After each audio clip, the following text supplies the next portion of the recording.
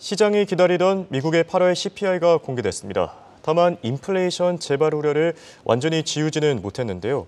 이에 따라 금리 인상 사이클이 조금 더 지속되지 않겠냐는 시각들이 고개를 들고 있습니다. 한편 연준이 지난 1년 반 동안 금리를 공격적으로 올린 만큼 통화 정책 여지가 상당히 좁아졌다는 평가들도 나오고 있는데요. 연준이 금리를 더 올릴 경우에 슈퍼 부채 사이클에 빠질 것이라는 이 경고음도 확산되고 있습니다. 특히 중국 쪽 상황이 심각한 것으로 나타났는데요. 도움 말씀에 한국경제신문의 한상춘 논설위원 나와 계십니다. 안녕하십니까? 네, 안녕하십니까? 네, 오늘 미국 증시 다들 아시겠지만 8월 CPI를 어떻게 해석하느냐로 거의 하루가 다 가지 않았습니까? 네, 하루가 다 갔죠. 예. 우리가 이 방송을 통해서 월가의 컨센서스가 8월 CPI가 3.6% 이렇게 예상이 됐습니다는 예. CPI 구성 항목의 에너지 가격의 비중 그리고 8월 달에 국제유가가 10% 정도 올라간 점을 감안해 볼 때 3.6%보다 좀 높게 나오지 않겠느냐 하는 말씀을 드렸었는데요. 예상치보다 좀 높게 나왔죠. 그래서 3.6%에서 3.7% 나왔습니다. 이렇게 나오면 사실은 주가는 좀 어제 홍 앵커가 전월비 대기인 기준이 하지만 8월 CPI가 전월비 대비해서 얼만큼 오르냐에 따라서 5가지 증시 시나리오를 아마 이렇게 외신에서 기사를 했는데요. 굉장히 인기가 있었던 것 같아요. 네, 그 시각대로 본다면 한 3.7% 전년 동월비 하지만 주가는 많이 떨어져야 됩니다. 그렇습니다. 근데 시장에서 혼란이었던 것은 미국의 근원 CPI가 사실은 7월 달에 4.8에서 4.3%로 둔화됐는데 시장이 혼란을 초래했던 겁니다. 시장이 혼란을 초래할 수밖에 없죠. 시청자 여러분, 미국의 CPI는 3.2에서 3.7%로 올랐습니다. 상승폭은 0.5%포인트입니다. 근데 미국의 근원 CPI는 4.8에서 4.3%로 떨어졌습니다. 이 또한 0.5%포인트를 떨어뜨렸습니다. 그래서 50 to 50가 이래서 나오는 겁니다. 50대 50. 향후에 그것이 어떤 해석이든 페드의 통화 정책이든 이렇게 해서 50대 50이다. 그러면 시장은 경제 지표가 갖고 있는 것이 혼란일 때 지표 발표를 통해서 그거를 어떤 각도는 확인시켜주는 건데요. 사실 오히려 8월 CPI 관련된 물가들이 서로 지표가 혼선을 이렇게 초래함에 따라서 시장의 혼란이 하루 내내 지속된 거다 이렇게 보게 됐습니다. 아마 주가의 한 일중 그래프라든가 그다음에 달러 인덱스의 일중 그래프라든가 채권 시장의 일중 그래프라든가 이런 것을 이렇게 보면은 다 이렇게 하루 종일 이 증시뿐만 아니라 외환 시장도 그다음에 채권 시장도 굉장히 어떻게 해석하느냐에 따라서 움직임이 굉장히 좀 움직임이 컸죠. 그래서 그 목소리가 큰 사람들이 나옴에 따라서 어느 쪽을 하느냐에 따라서 증시 모습 잘 됐다 이렇게 됐습니다. 저걸 좀 다이나믹하게 그릴 수도 있는데요. 이렇게 저렇게 좀 10개 변동폭을 그리다 보니까 그림의 만학이라고 하거든요. 그래서 좀 다이나믹트라면 얼마큼 변동성이 컸는지는 마크 워치를 통해서 보시면 잘 알 수 있지 않냐 생각합니다. 결과적으로 보면 사실은 미국의 CPI가 보편적 물가 지표라 본다면 예상치보다 웃돌았기 때문에 주가 보면 빅테크를 중심으로 해서 거품이 많이 꼈기 때문에 주가는 떨어져야 됩니다. 그렇죠. 근데 미국의 펀더멘탈이 건전하거든요. 매크로 사이드에서 3분기 성장률이 한 6% 가깝게 나올 거 이렇게 보이고요. 그다음에 10월부터 시작하는 3분기 기업들 실적이 이전에도 말씀드렸습니다는 어닝 서프라이즈 기세가 지속될 거로 보이기 때문에 인플레 우려는 잠재우지 못했습니다는 주가에서 보면 3대 지수가 혼조세를 보이긴 했습니다는 예상치보다 웃던 미국의 CPI를 볼 때에 많이 좀 방어를 잘했다 이렇게 보시면 되겠습니다. 사실 이번 CPI에서 가장 궁금했던 게 7월 CPI가 이 고개를 들었던 게 헤드 페이크냐 아니면은 인플레 재발 신호냐 이 부분에 대해서는 어떻게 생각하십니까? 네, 헤드 페이크 자체는 사실은 추세에서 벗어난 거죠. 그래서 다음 달에 발표되는 지표에 의해서 그 실체가 확인되는 거죠. 근데 아시겠습니다. 이 논쟁이 굉장히 중요한 것은 헤드 페이크 실체가 이렇게 나타나야 페드가 입장을 가져갈 수 있다는 얘기죠. 입장을. 그런 측면에서 이 헤드 페이크 논쟁인데요. 지금 미국에서는 페드의 양대 채무지표, 듀얼 맨데이터가 아시겠습니다. 2012년서부터 물가와 고용지표라는 건 잘 아실 겁니다. 그래서 8월 달에 이렇게 실업률이 이례적으로 높게 나온 것이 계절적 요인에 의한 헤드 페이크다. 이렇게 논쟁이 일었었고요. 그보다 앞서서 7월 달에 미국의 그 CPI가 자, 우리 그 홍익거도 오늘 말씀해 주셨습니다만 작년에 6월 달에 9.1%에서 올해 6월에는 3%까지 아주 추세적으로 안정을 됐거든요. 근데 7월 달에 3.2% 나오니까 이게 일시적 현상이냐, 인플레 추세적 현상이냐 이 문제였었거든요. 그래서 만약에 이 증시적인 측면에서는 언제까지나 가정입니다는 오늘 8월에 미국의 CPI가 3.2%보다 낮았으면 오늘 증시 많이 올랐을 겁니다. 많이 올랐을 겁니다. 그러나 사실 8월 달에 CPI는 3.2에서 3.7% 오르고 그다음에 근원 CPI는 4.8에서 4.3% 떨어지고 똑같이 변동폭도 0.5%포인트 오르고 내렸기 때문에 사실 인플레 관련된 헤드 페이크는 한 차례 더 지켜보자 하는 것이 월가 분위기거든요. 그러면 한 차례 더 지켜본다면 9월 CPI의 동향을 보게 되는 거죠. 그런 차원에서 9월 CPI는 아시겠습니다. 다음 달 10일 전후에서 발표될 거거든요. 그래서 실업률 고용과 관련된 페드 페이크도 9월 달 실업률 지표가 판별을 할 거로 보이는데요. 이게 10월 초에 먼저 발표하고 그 이후에 대체로는 10일 전후에서 발표되고 이번 달은 이제 13일에 발표되는 거죠. 전후에서 판명을 될 거로 이렇게 보이기 때문에 증시적 측면에서는 오히려 10월 달 이후에 요 듀얼 맨데이터 관련된 지표가 10월은 페드 회의가 없고요. 11월 회의 관련해서 이렇게 굉장히 더 주목된다고 보겠습니다. 그런 과정에서 우리 시청자분한테 7월 달에 주가를 사라 이렇게 얘기하시는 모 교수께서 있었습니다는 오히려 주식은 하반기 들어서는 향후의 증시가 나쁘다는 얘기는 아니다. 이렇게 불투명한 상황이 지속될 거로 이렇게 보이기 때문에 사실 미국 증시도 그렇고 한국에도 2차 전지 관련된 이런 에코프로라든가 이런 데서 수익이 났으면 차익 좀 실어해 줍시다. 미래 앞날이 불확실해서 그런 건 아니고 불확실한 환경이기 때문에 좋든 시든 불확실하기 때문에 차익 실현을 해 주십시다. 그리고 차익 실현 내용들을 주식을 추가적으로 사느냐 9월 달에 한번 지켜봅시다 하는 이런 말씀을 드렸었는데요. 불확실한 환경은 9월에도 지속되는 상황이다 이렇게 됐습니다. 네. 지금 문제를 보면은 인플레이션 재발입니다. 사실 올해 하반기 들어서 미국을 비롯한 주요 국가들의 CPI가 일제히 상승세로 돌아섰는데요. 이 세계적으로 인플레이션 재발에 대한 우려가 다시 한번 고개를 들고 있지 않습니까? 네. 미국은 8월 CPI와 근원 CPI가 서로 엇갈렸기 때문에 예. 인플레 재발 우려를 잠재우지 못했다는 쪽으로 해석합니다는 사실은 주요 국가들의 지금 8월에 물가 상승률을 나온 거 보면 예. 세계적으로 보면 인플레 재발 우려가 굉장히 높아진 추세다 이렇게 됐습니다. 그렇죠. 그런 것이 미국의 아까 정영급 PD께서 일중 그래프를 보였습니다는 마지막에 장 후반에 다우존스 지수가 떨어진 배경이다. 나스닥도 올라가다가 장 후반에 떨어졌죠. 주춤했죠. 예, 주춤하는 이런 양상을 보였는데 왜 그럴까 하는 측면은 그래서 한국의 8월 CPI 동향이 월가에서도 관심이 있다 하는 내용을 말씀을 드렸던 거거든요. 예. 그래서 가장 먼저 8월 달 CPI를 발표했던 게 한국이죠. 그래서 7월 달 2.3%에서 8월 달엔 1.1% 23년 만에 최대폭으로 올라서 3.4%가 됐죠. 여기에 권유해서 발표된 중국도 마이너스 0.3에서 0.1로 플러스로 돌아섰죠. 미국은 이번에 3.2에서 3.7이 되죠. 그리고 중남미에서도 발표가 된 게 있는데요. 중남미 인플레 상징국이라면 어디 있습니까? 아르헨티나가 되겠죠. 예. 아르헨티나도 8월 달 수치가 12.4%가 나왔습니다. 1991년 이후로 가장 높은 수치에 됐습니다.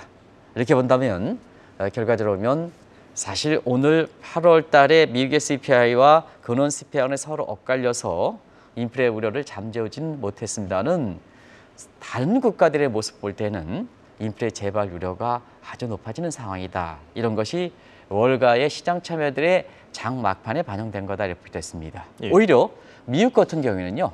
사실 국제유가 상승 모습이 공통적으로 작용하는 상황이고 오늘도 CPI의 구성학별 요인 분석을 보면 예. 에너지 가격이 미국의 8월 CPI 50% 이상 기여했지 않습니까? 50% 이상. 거기에 주거비가 이렇게 기여했던 거거든요. 우리가 문제 분석한 대로 예. 그런 측면에서 볼 때는 사실 미국 입장에서는 오늘 인플레 재발 우려 이런 문제에 대해서 오히려 더 복잡해지는 것이 아닌가 이렇게 보고 있습니다. 왜냐하면 3분기 성장률이 5.96%는 예. 미국의 페드가 추정하는 잠재 성장률 1.7%에 대비해서 빼기를 한다면 오크니 법칙상 빼기를 한다면 어떻게 되겠습니까? 4.2%포인트 이상의 인플레 갭이 발생하는 상황이거든요. 근데 국제유가는 코스트 요인입니다. 코스트 푸시 인플레이션. 근데 자, 오큰 법칙에서 인플레 갭은 디맨드 풀 인플레이션입니다. 그러면 공급 측과 수요 측이 같이 겸합했다는 의미입니다. 겹친다는 의미입니다. 페드 입장에서는 인플레 풀기가 더 어려운 거죠. 이런 쪽의 해석들이 장 후반에 되는 거거든요. 그러다 보니까 자, 그동안 금리를 작년에 3월서부터 지금까지 금리를 아주 많이 올렸습니다. 우리가 중립금리라든가 이런 걸 통해서 아주 테일러 준칙이라든가 걸 통해서 과도하게 많이 올렸다 하는 상황에서 자, 페드가 통화 정책 여지가 굉장히 좁아진 상태거든요. 근데 인플레 재발 우려가 있고 인플레가 복잡해진다는 얘기입니다. 코스트 푸시뿐 아니라 디맨드 풀 사이를 겹친다는 얘기다. 복합적 요인. 그럼 페드 입장에서는 굉장히 어려워지는 거죠. 그런 측면에서 지금 8월 수치에서 8월 수치에 미국뿐만 아니라 전 세계적으로 보면 인플레 재발 우려가 전 세계적 현상인가 하는 이런 쪽의 퀘스천들이 많이 그려지고 있다 이렇게 보여졌습니다. 확실히 장 막판에 다우지수가 왜 하락 전환됐는지 궁금한 분들이 많았는데 궁금증이 좀 해소됐을 것 같고요. 네, 그렇습니다. 자, 일주일 앞으로 다가온 9월 회의를 목전에 두고 페드 인사들의 고민들도 참 많아질 것 같습니다. 앞으로 미국의 금리 향방은 어떻게 되겠습니까? 이 블랙아웃 기간은 이제 중요한 페드 회의를 앞두고 거기에 그 결정권자가 있는 사람들, 직관적으로 하는 사람들이 그 시간에 앞서서 좀 말을 자제해달라 하는 블랙아웃 기간이죠. 블랙아웃 기간이 있어서 다행이다 하는 거에 지금 시점이 아닌가 생각합니다. 지금에서 보면 서로 엇갈려 나왔으니까 사실 그 페드 인사들의 말이 정작 필요한 시점에 블랙아웃 기간이고 또 지금처럼 페드의 인사들이 어떤 쪽으로 말했든 간에 민감한 분야이기 때문에 나중에 틀리게 될 경우는 굉장히 본인들의 책임론이 되게 되거든요. 그래서 블랙아웃 기간이 페드 인사로부터는 아주 다행스럽다 이렇게 보시되는데요. 왜 그럴까 하는 측면은 양대 지표의 실체가 명확히 드러나지 않기 때문에 페드 인사들도 어떤 입장으로 얘기할 수가 없는 상황이죠. 8월 실업률 올라갔습니다는 실체를 봐야죠. 또 월간 지표를 볼 때도 항상 월간 지표는 베이스 이펙트가 있기 때문에 기저효과가 있기 때문에 한 해, 한 월, 그다음에 한 분기 성장률 같은 경우에는 가지고는 우리가 평가하지 못하는 거죠. 그러다 보니까 뭐냐, 지금 상태에서 10월, 9월 지표가 어떻게 추세적으로 정착되느냐 이걸 보는 거죠. 7월 이후에 인플레 페드 했거든 이번에 그 실체가 확인되지 못했거든요. 또 10월로 넘겨진 상태거든요. 자꾸 불확실한 환경이 넘겨지는 거죠. 그런 과정에서 페드는 이런 헤드 페이크가 실체가 명확히 잡까지는 액션이 없습니다. 액션을 취하지 않습니다. 이게 노 액션 토큰이다.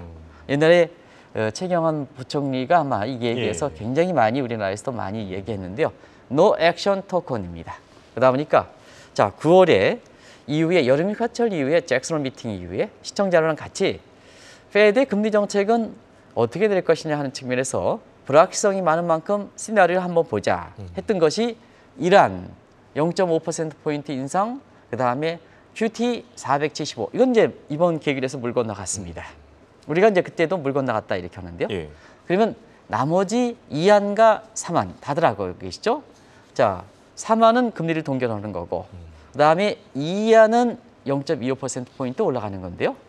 헤드 페이크가 자, 실체가 다음 달로 넘겨졌으니까 지금 상태에서는 9월 회의에서는 그래도 자, 금리를 동결하는 3안으로 가져가고 11월 달에는 2안으로 가져가는 게 아니냐. 2안으로 가져가는 게 아니냐. 그러면 지금의 시장의 컨센서스 보면 페드의 원칙은 스탑 고 홀드 원칙에서 두 가지죠. 하나는 금리 절대 수준을 유지하는 것도 스탑 고의 원칙이고요. 금리 인상폭을 7월 달에 0.25%포인트니까 그렇게 가는 것도 스탑 고 원칙에 맞거든요. 그런 과정에서 보면 자, 2안과 3안은 예상돼 있다. 인플레 재발 우려가 있다 해도 펀더멘탈이 괜찮아? 시장에서 예상했던 수준이야? 그렇게 당황하지는 않았겠죠. 이런 모습이 지금 오늘 증시에 나왔고 이것이 달러 인덱스라든가 그 다음에 채권 시장이라든가 비트코인 시장에서도 그대로 전개됐다 이렇게 보겠습니다. 다만 한 가지 달러 인덱스가 오늘 굉장히 많이 흔들렸습니다. 왜 그럴까 하는 측면은 N달러 환율이 달러 인덱스 구성 항목에 이렇게 차지하는 비중이 있는데요. N달러 환율이 위에다가 YCC 변경을 한다. 통화정책을 수정한다 하더라도 N달러 환율이 147엔대, 이렇게 해서 오히려 N제 약세가 본래대로 환전되고 있습니다. 그렇죠. 본래대로 하고 있습니다. 그런 과정에서 달러 인덱스에 많은 영향을 미쳤다는 것을 말씀드리겠습니다.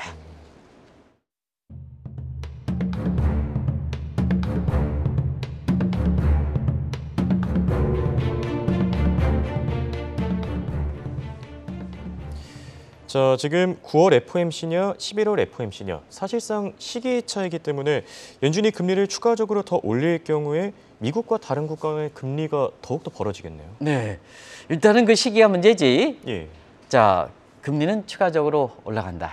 그러면 시장에서 기대했던 금리 인상 사이클의 종료 시기는 이렇게 지연된다. 예. 그러면 어느 국가가 영향을 받을 것이냐 하는 측면입니다. 그런 측면에서는 미국과 같이 금리를 같이 이렇게 올려왔던 국가들은 금리 인상 사이클이 이렇게 종료되는 시간이 연기가 되면 충격은 상대적으로 덜합니다. 근데 미국과 달리 금리 인상 사이클은 앞으로도 지속되는데 미국과 달리 그동안 금리를 내렸던 국가들은 금리 차 갭이 더 벌어지죠. 이게 이제 오늘 8월 CPI의 국가적인 측면에서는 굉장히 주목되는 상황입니다. 그래서 정책 대응이 그래서 중요한 겁니다. 왜 그러냐면 이번에 이렇게 코로나 이후의 금리 인플레 모습은 공급 측 수요 측 모든 연이 복합한 다중 공선성 인플레다. 정책 대응이 쉽지 않다는 얘기입니다. 그러다 보니까 세계 각국들이 자 인플레 대응하는 방법이 다 달랐죠. 하나는 뭐냐? 미국 중심으로 하는 국가들은 전부 금리를 올려오는 추세였었고, 그다음에 중국과 친중국 성향 국가들은 대부분 다 금리를 내렸죠. 이런 상태에서 자 지금 친중국적인 성향을 갖고 있는 국가들이 대부분 다 부채 문제로 인해서 굉장히 지금 금리가 계속해서 올라가다 보니까 거기에 충격을 대는 상태에서 그것이 부동산 위기든 경기 침체 문제든 다 디폴트 문제든 다 제기되는 거죠. 그런데 오늘 8월 CPI가 인플레를 잠재웠다면 금리 차가 축소되는 부분이 확대되는 부분이 줄었으니까 자 중국이라든가 이런 곳에서 기대수준이 높아지겠죠. 그렇죠. 그런데 헤드 페이크 논쟁이 실체가 명확히 드러나지 않으니까 금리 인상 사이클이 오히려 시장의 기대보다 더 지연된다면 금리 차가 벌어지다 보니까 금리 인하로 대응했던 국가들의 문제가 속속들이 나오는 거죠. 그런 과정에서 지금 1994년에 그레이트 다이버전스라고 있습니다. 미국과 다른 국가들이 그다음에 중남미 국가들인데요. 중남미 국가들이 그레이트 다이버전스 금리 차가 벌어지면서 자금이 이탈이 미국 쪽으로 가면서 중남미 외채 위기, 아시아 외환 위기, 러시아 모라토리엄 위기 이런 것이 발생했었거든요. 그런 측면에서 앞으로 금리 인상 사이클 종료 기간이 더 연장이 된다면 사실 그동안 금리 인하로 대응했던 국가와의 금리 차가 벌어져서 1994년과 또 다른 형태의 그레이트 다이버전스 대발산이 발생하고 여기에 따라서 사실 해당 국가들은 상당히 어려워지지 않겠나 이렇게 보고 있습니다.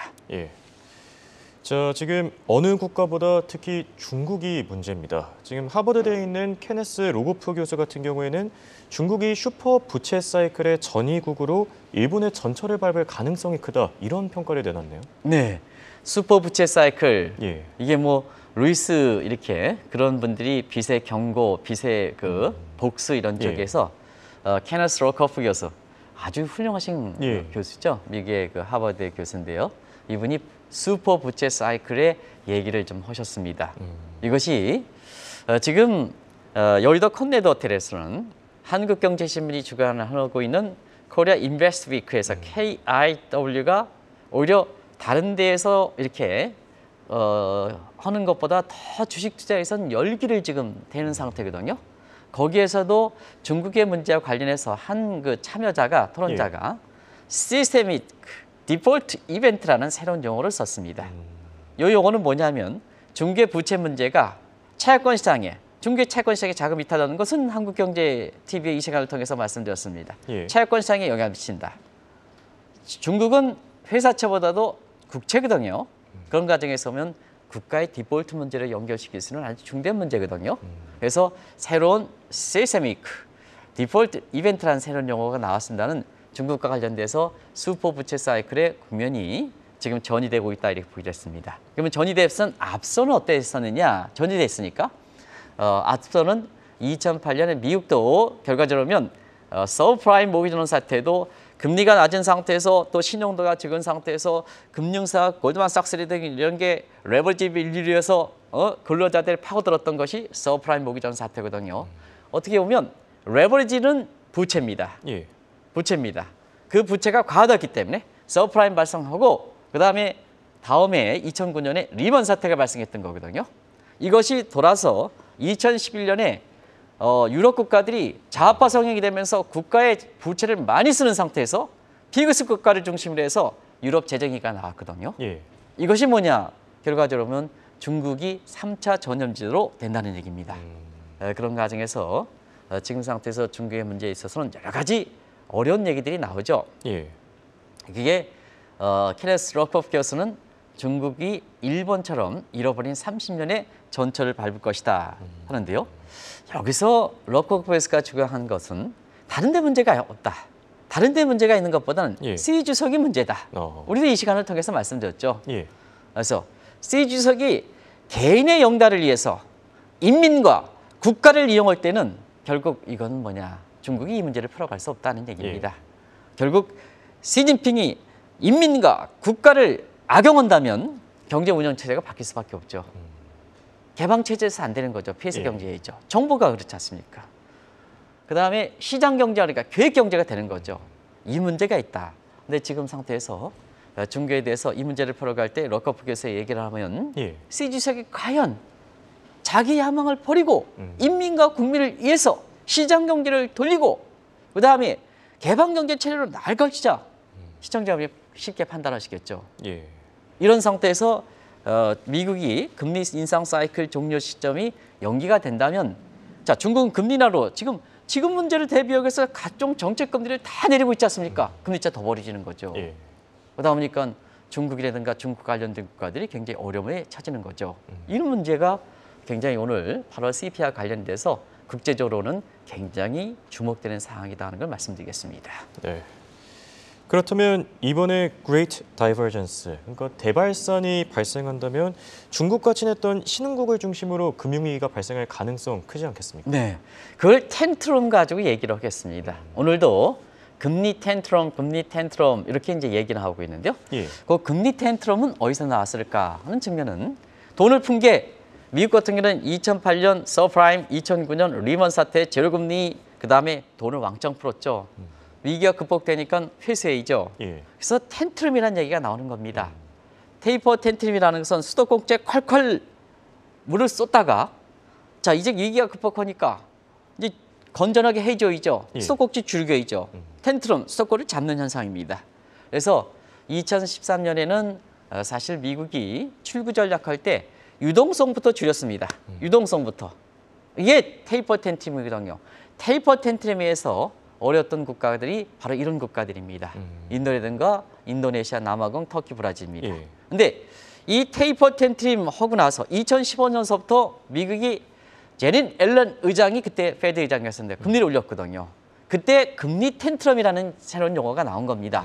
금리 텐트럼. 그때 부채가 많은 국가들이 어려움을 겪었죠.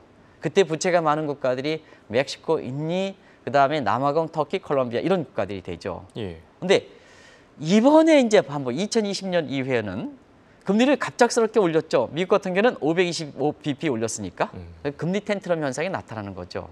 근데 금리 텐트럼에 나타나는데 전 국가들이 문제가 되겠습니다는 예. 가장 사회적 인프라든가 뭔가에서 이게 이렇게 유혹약 알약을 주고 게임을 당했던 그 1대1로 참여국들이었죠. 그래서 스리랑카 디폴트했는데 여기에 금리를 올리다 보니까 중국도 자체 본토화 문제이긴 하겠지만 여기에 참여하는 국가들이 전부 IMF에 구조금융 신청하고 중국에 돌아서는 배경이 됐죠. 그래서 이탈리아마저도 1대1로 계획에서 탈퇴하고 중국과 비중이 높은 독일 경제가 얼만큼 지금 어렵습니까? 그게 국가의 전략이라는 게 중요하거든요. 예. 우리나라도 이전 정부의 안미 경중에서 경제는 중국에 갔으니까 지금 뭐냐. 저성장 국면, 저성장 국면이 윤석열 정부의 책임이냐? 여기도 책임이 있지만 누가 책임 공부하는 건 잘못된 거죠. 그런 측면에서 자 이렇게 후속에 이렇게 큰 어려움을 처리하고 야당에서는 연구원에서 한국경제 폭망시를 써 누가 이게 만들었는데 이렇게 나눈 거죠. 예. 나눈 거죠. 그래서 국가의 전략이라는 건 그렇게 중요한 겁니다. 그래서 금리 텐트럼 현상이 나타났을 때 중국이 이렇게 인플레 문제에 대해서 복합성을 띠고 정책 대응이 잘못했던 거에 금리 인상 사이클이 지속이 되면 결과적으로는 후폭풍이 커질 것이다. 그것이 한국경제신문에서 코리아 인베스트 위크에서 나왔던 시스테믹 디폴트 이벤트라든가 케네스 러커프 교수가 나왔던 슈퍼 부채 사이클 이런 것이 그런 국가들이 집중된다고 보겠습니다. 마지막으로 간단히 한번 말씀드릴게요. 예. 한국도 부채가 많은 나라입니다. 미국의 금리 인상 사이클이 지금 종료되는 시점이 깁니다. 예. 한국은 가계부채가 문제라는 것은 아실 겁니다. 가계부채를 할 때 지금 한국은행과 그다음에 정부 부처와 그러니까 추경호 팀이죠. 예. 이렇게 좀 갈등을 빚고 있는데 그건 좋지 않은 모습입니다. 좋지 않은 모습입니다. 우리 국민의 일입니다. 국민의 이름인데 정책의 두 부서인 한국은행과 그것이 인터넷을 통해서는 주담보대출이든가 뭔가 관계없이 일치된 모습으로 이걸 극복해 나가는 것이 좋은 모습이다. 예. 왜 이런 시점에 두 경제정책팀이 어제 우리가 뒷그림에 추경호 그다음에 이창용 둘 다 좀 사이좋게 나가라. 그게 필요한 시점이다. 예. 이렇게 좀 한국경제TV 앞에서 이렇게 아침부터 그렇게 시그널을 줬는데요. 왜 싸웁니까? 지금은 화합에서 이걸 풀어놔야죠. 이렇게 풀어낼 필요가 있다 이렇게 보겠습니다. 예. 예, 알겠습니다. 이렇게 오늘은 미국의 CPI와 슈퍼 부채 사이클을 주제로 얘기 나눠봤습니다. 지금까지 도움 말씀을 한국경제신문의 한상준 논설위원이었습니다. 네, 고맙습니다. 네, 고맙습니다.